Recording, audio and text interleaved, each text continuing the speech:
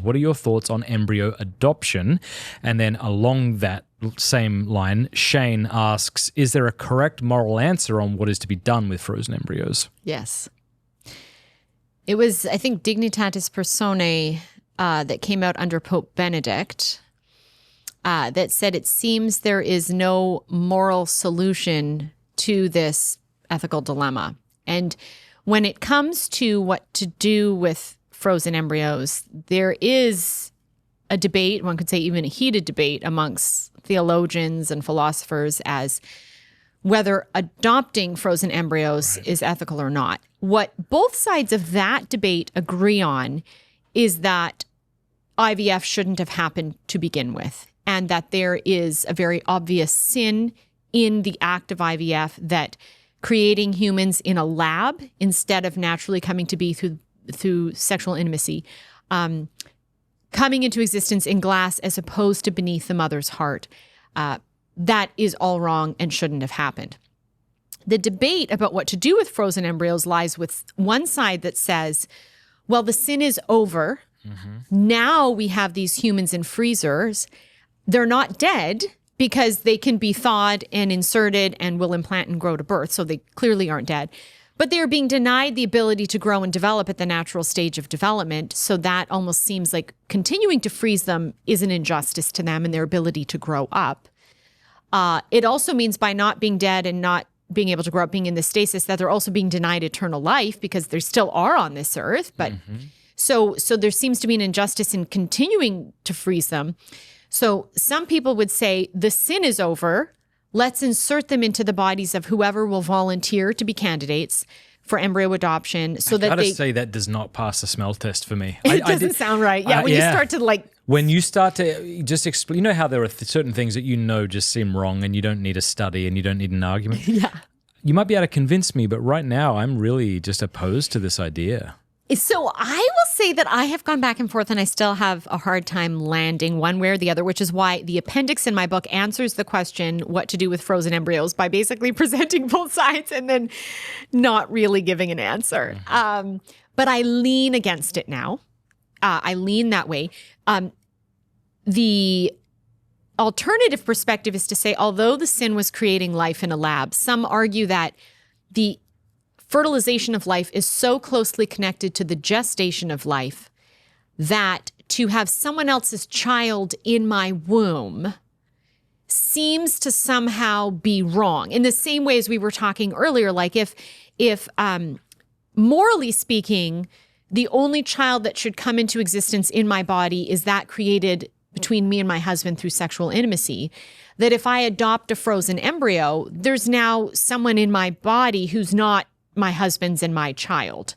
And through sexual intimacy, that never could have happened morally, because that would have mean I would have had sex with someone outside of marriage.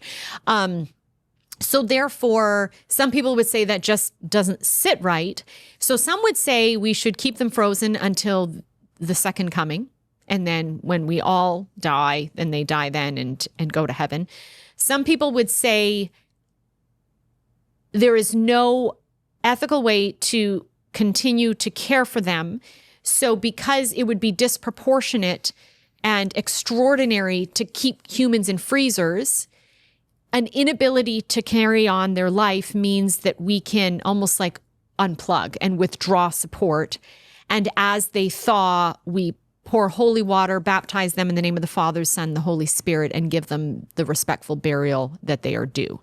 Some people are like, well, that doesn't sound good. And the analogy I use is to help people see, well, it doesn't sound good, but it could still be justified. That makes sense to me. I'm with that. That does make sense, yeah. As someone who's not thought all this through, I'm with that one. I'm not with planting embryos and adopting in that sense. I am okay with pulling the plug and baptizing them. Right, because the argument being it's extraordinary to keep humans alive this way, because humans weren't meant to be in freezers. They were meant to be in not just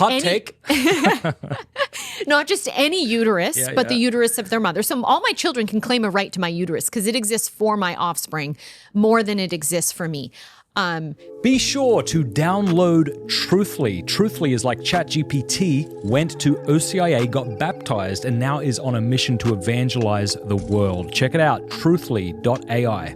But in the case of these frozen embryos, if they don't have their mother's uterus as an option, then there really isn't a place for them. So therefore, the analogy I use is to say, imagine you have an unethical scientist who decides to create a bunch of humans in a lab and has the capacity to do that and gestate them in a lab, not in a human, till birth. But it wouldn't really be birth. They just come out of whatever they're in. But for some strange reason, he intentionally creates them without properly functioning kidneys. And in his other lab, he's working on creating kidneys because he wants to see if he can create babies without properly functioning kidneys and then insert the lab-made kidney into these babies to see if it works.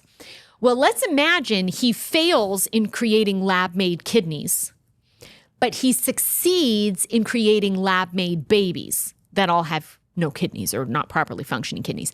So when these lab-made babies come to birth in the lab, they don't have kidneys to keep them alive, so they're going to die. Well, we could keep them alive if we got kidneys from children who were already born. Would it be ethical to take a kidney from all the born infants in the world or whose parents consent to this in order to transplant it into these lab-made babies who need a kidney? I would say I don't think so. I don't think we should start taking kidneys from babies that can't consent to becoming organ donors just to keep these other babies alive. I, therefore, would baptize and care for these babies until they die naturally, these lab-made babies. That's not the same as directly killing them. That's basically saying we don't have an ethical means to keep these lab-made children alive. What happened initially was wrong to begin with. They are owed respect and we will give them comfort and care until they die naturally. But because we don't have an ethical way of keeping them alive, then letting them die isn't killing them. The actual cause, or the implication of, not implication, but the responsibility for their death lies with those who created them unethically to begin with. Yeah. So therefore, by analogy, we could say someone who says, look, you really shouldn't have another person's embryo in your body because the only way embryos should get into bodies is through sexual intercourse. So therefore, thawing them and baptizing them and burying them is the same as letting these babies in the lab-made baby lab die naturally. It's a tragedy. It's a loss of life, but the ultimate responsibility lies with people who created the ethical conundrum to begin with. So that side would say, so basically it's better to thaw, baptize, bury. I think on the side that says, well, these babies already exist. The sin already happened. Can't we keep them alive? They will often, that side would use the argument, look, what if I wet nurse someone else's child whose mom has a hard time breastfeeding and maybe can't breastfeed at all? And in fact, if there's no formula around for a certain period of time, would it be ethical for me to keep an infant alive by way of my breast milk, even though I'm not related to the infant? And I think we'd all agree, yeah, there's no problem with that.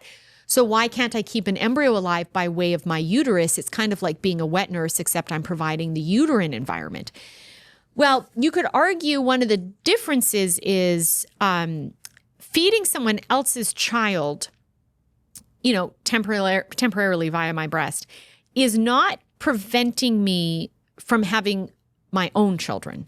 Whereas if I, as a generally fertile woman, my issue is being able to sustain pregnancies, which is why I've had multiple miscarriages. I can get pregnant easily, but have a hard time maintaining them. So therefore, with the ability to get pregnant with the child of my husband, if I rescue a frozen embryo and adopt that embryo, I'm essentially occupying my uterus for the next 9 to 10 months with someone else's child, which means for that time period and any natural infertility that would follow birth, I am not having children with my husband when I am physically capable of having children with my husband. So a lot of people say that doesn't sit right with me. Like our default should be openness to having children with our own spouse. And if you're occupying the womb with someone else's child, right? Like I can adopt a born child and still conceive my own children with my husband. But if I adopt a preborn child, I can't conceive a child with my husband in that period because I lose my own fertility at that point because I'm not going to ovulate. So there is that factor. So But at the same time, for people who would say, so again, you can see how the debate goes back and forth. For people who would say, well, the implanting, oh, shoot. Dang, I lost my train of thought, and it was a really important point. Well, here's what I was going to object you to, object, but then I then- realized why it was wrong, right? Because we say that, well, the sexual act exists, and you cut me off whenever you've remembered it. Yeah. The sexual act exists primarily for babies and then for bonding. And Right. so for sex to be separated, you've got contraception that wants the bonding without the babies, right? You have IVF that wants the babies Without the bonding. But so the reason I was going to object and say, well, then if you insert this into a woman, you have the problem of, baby without the bonding. But the difference, of course, is it's a living human being. Right, at that the baby point. already exists That's at right, that the point. conception. And the other, so for those who would object to embryo adoption, they might also say that you shouldn't have a third party insert an embryo in your body. So yes, the sin was creating life in a lab outside of sexual intimacy. You're manufacturing a human. But those who object to embryo adoption might also say there's something that doesn't sit right about having a third party also insert an embryo in your body. I don't know, though, if I would go so far as to say it's inherently wrong to have a third party insert an embryo in someone's body. And here's why. If you have a couple that pursued IVF not realizing it was a sin, so they've already committed the sin 5 times of creating babies in a lab, Yeah, good point. and they have 4 embryos frozen, do the biological parents have a moral duty to go back for their children? I have to say I lean to the answer they do. Yeah. I think they do. But then for them to rescue their own children would necessitate a third party inserting those 4 embryos on 2 or 4 separate occasions into the woman's body. And if we say it's inherently wrong to have a third party insert an embryo ever, then even if you're the biological mother, the church never says you can do evil to bring about a good. So if it's truly evil to insert an embryo, then you couldn't even allow the biological parents to rescue their own children. Oh, That doesn't very sit right good. with me. So therefore, if I say, no, I think actually the parents, if there's a uterus available, they have a duty to go back and rescue their own children. Then the there's only nothing way they intrinsically can wrong there's nothing about- intrinsically Yeah. wrong with it. So therefore, if that's the case, then could someone who, not to solve their own infertility, but for the goodness of children in need, want to rescue those children, could they reasonably enlist a third party, especially, let's say, if they had an infertility where, in the case of my husband and I, we can conceive our own children? What if you had a couple where it was determined their own conception will not happen? Then at that point, they're not occupying the womb with a child that's not their own and preventing their own child from coming to Right. be, if they truly can't have their own kids. Yeah. So would it be not everyone's a candidate for embryo adoption, but certain select couples would be, and they do it not to fix their own infertility, but for the needs of a child. And they acknowledge the sin of how the child was created, but they're just trying to provide the basic care needed over and above the call of duty because they know they're not the biological parent. So it's very messy, which is why I address it. I give both sides, and then I say, we shouldn't have done this to begin with. So the first step is to stop IVF, to stop entirely. No more IVF. Now that's going to be a hard sell, but the point is, if we want to correct the situation, we have to stop at the very beginning with what we know is the gravest of evils, and then we have to figure out, okay, what seems to be the best solution right now.